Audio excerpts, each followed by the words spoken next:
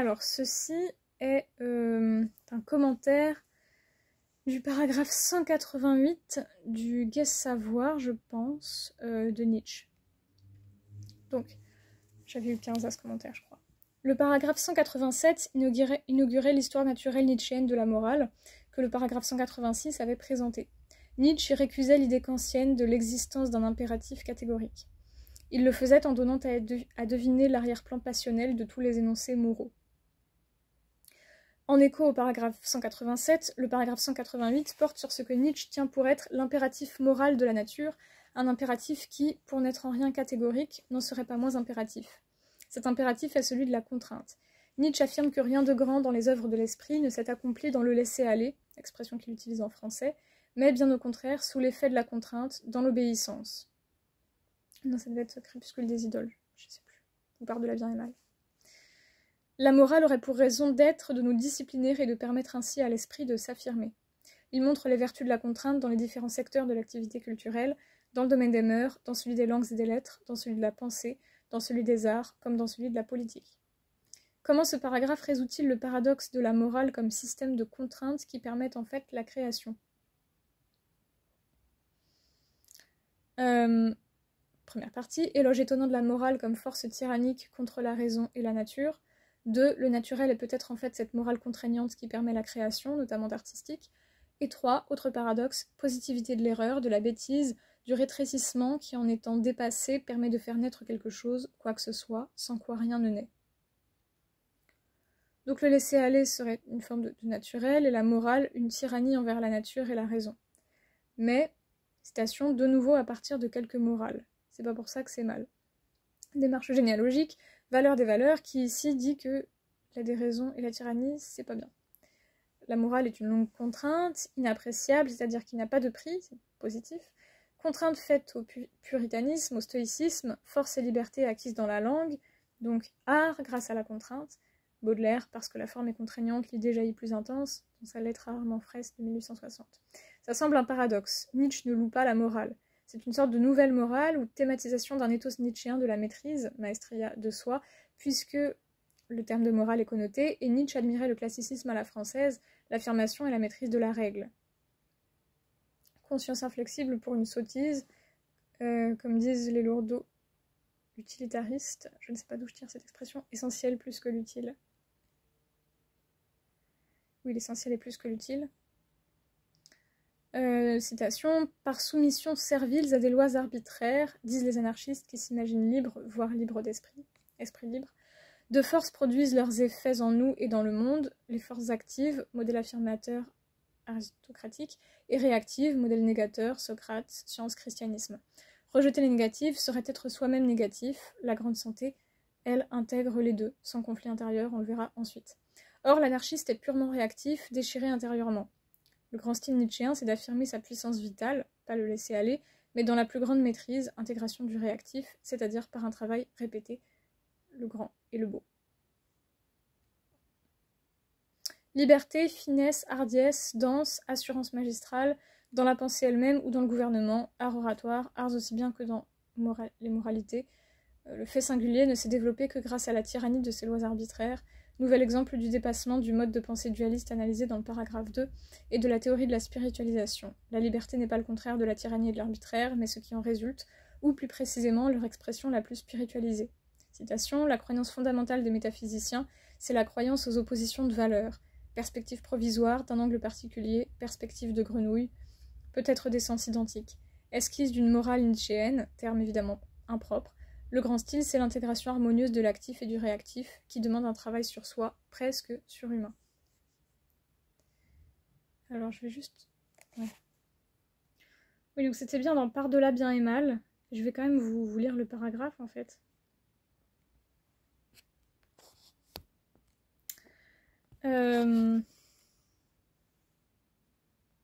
Oui, donc ce paragraphe 188.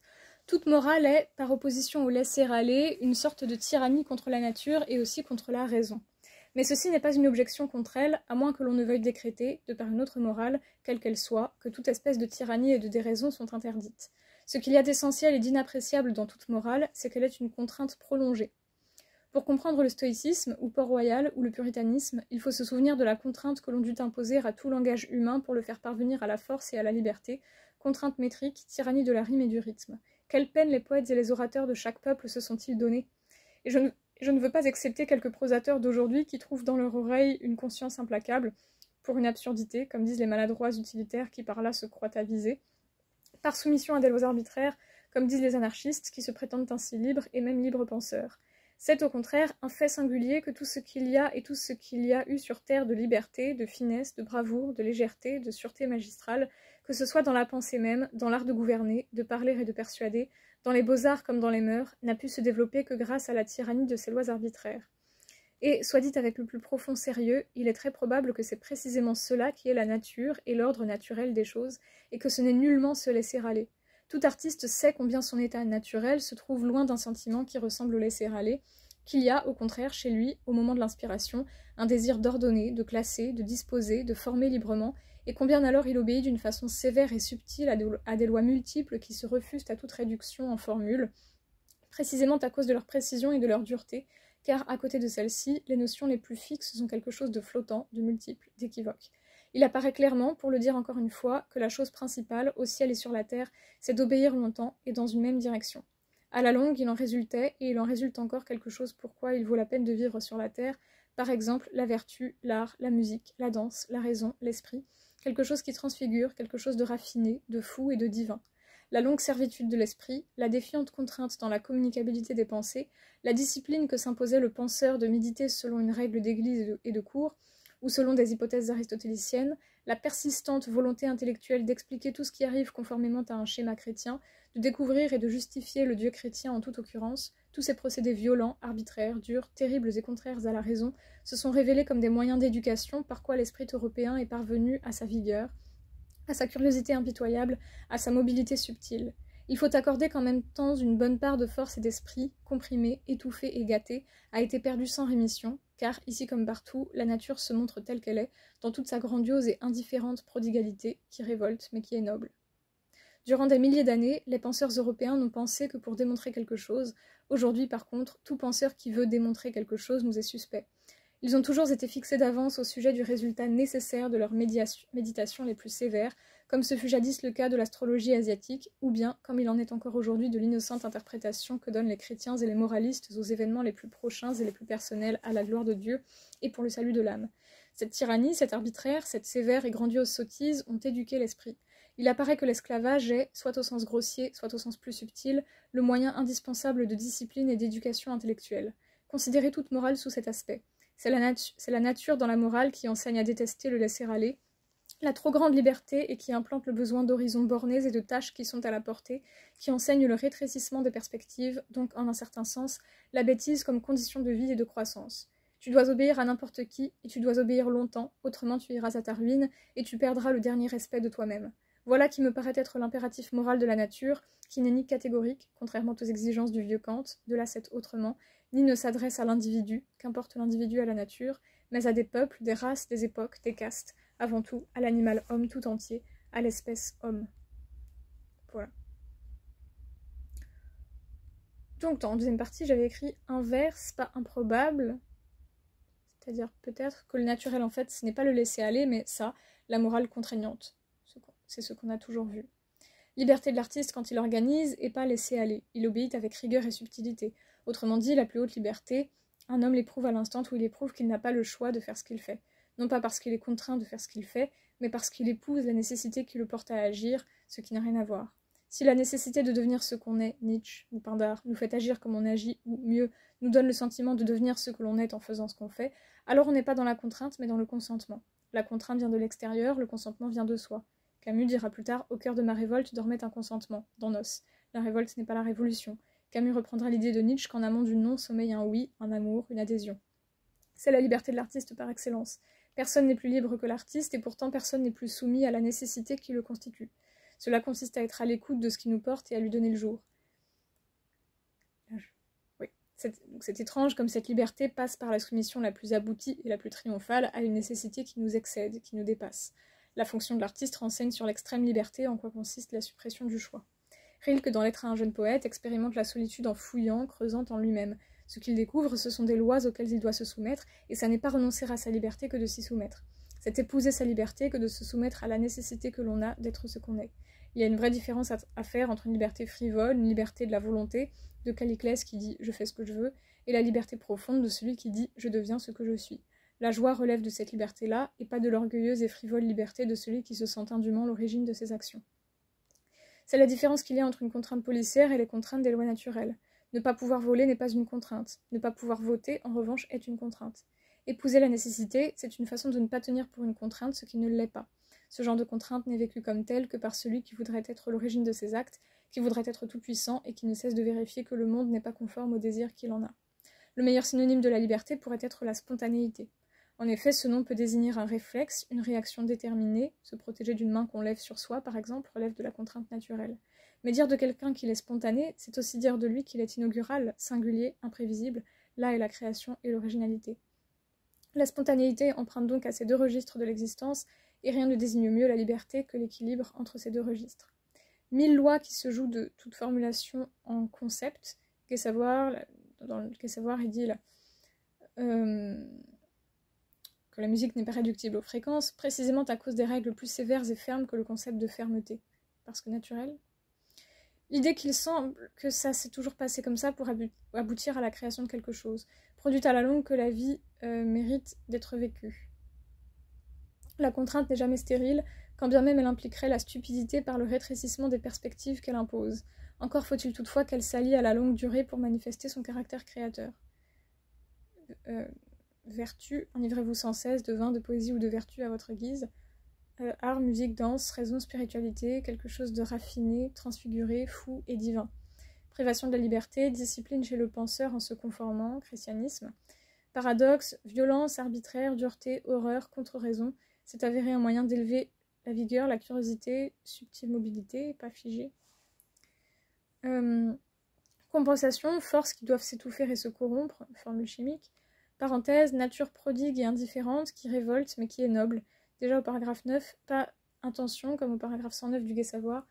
Paradoxe, indifférente, or vivre c'est ne pas vouloir vivre conformément à l'indifférence. Si c'est juste conformément à la vie, c'est une affirmation tautologique. En vérité, impose leur valeur à la nature.